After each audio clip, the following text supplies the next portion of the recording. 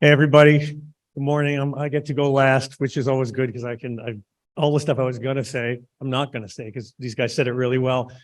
I think my favorite takeaway is 99% of the way to Disneyland. I thought that was just that's a take home.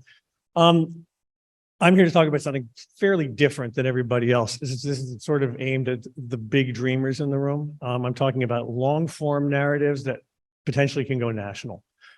My background in that is I've been making documentaries for 30 years. My stuff's shown all over the world, and I vote on the Oscars, I vote on the Emmys, and I've had the bone-chilling experience of hanging out in the editorial rooms of people who commission films, and I've written books, and I've hung out with editors.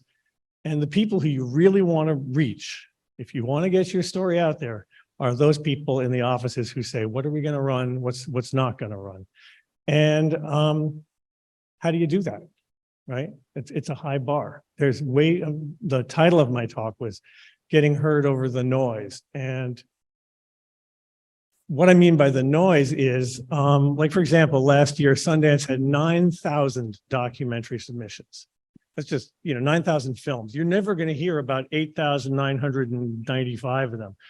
That's not everything that's streaming, everything that's on Twitter, books, magazines. It's just an enormous amount of media out there. And if you think about it too hard, you're just going to stay home and go, oh, forget it, it's not worth it. But it is worth it because if you swing for the backfield and it works, you get a story out there that really makes an impact. That goes national, can go international, and it's so gratifying.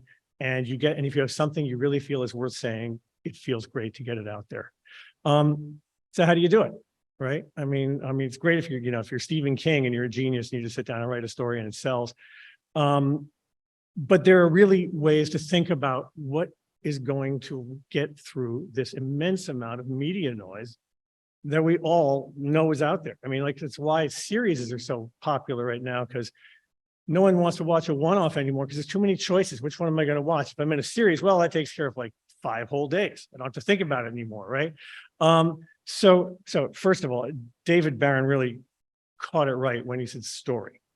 Stories sell. You may have a fascinating piece of scientific information, but if you can't contextualize it in the story, it's great. It could be the news, the daily news, but it's not going to be a national story. Or if it is, you have to say, cure for cancer, done. You've got a national story.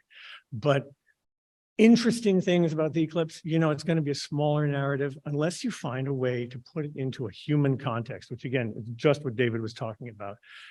And sometimes it's a story you really wouldn't expect. It's the quirk, it's the stuff that you think is uninteresting until you step back for a minute and go, wow, that's kind of cool. Like, you have someone who's going to go, I'm going to go on muleback, through the outback and take my whole family with me to watch this eclipse. And you think about that and you go, what's that trip going to be like? The kids are going to be screaming and the mules, are you kidding me? And you send a cameraman along with them, and it could be a really charming, lovely story that actually breaks out just because everyone goes, oh, the animals and kid, and all of a sudden you have a science story, but it's in the context of something entirely different.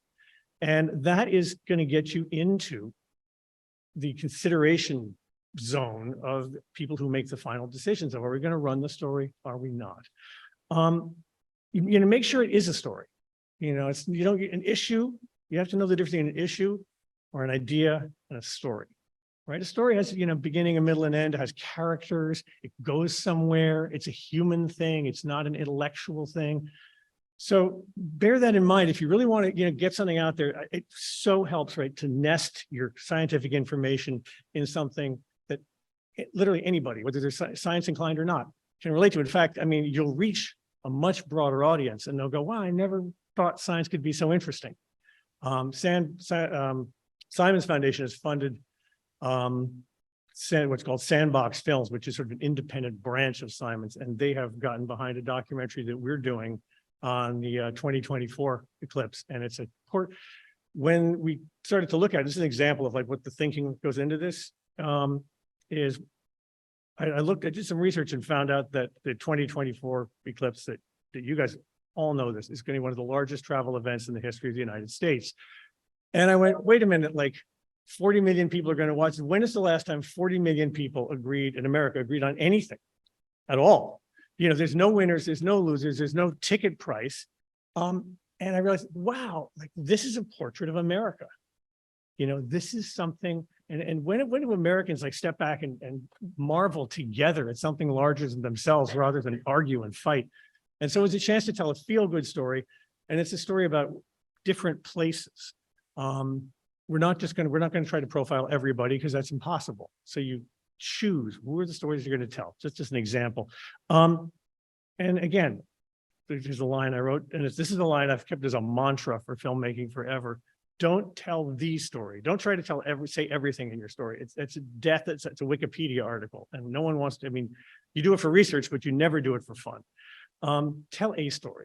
Stick with the family on the mule, you know, and just don't worry about like everything else. Just focus on that and get it really vivid and beautiful, and it'll be so satisfying for as artistically and also for viewers. There is this thing about timing.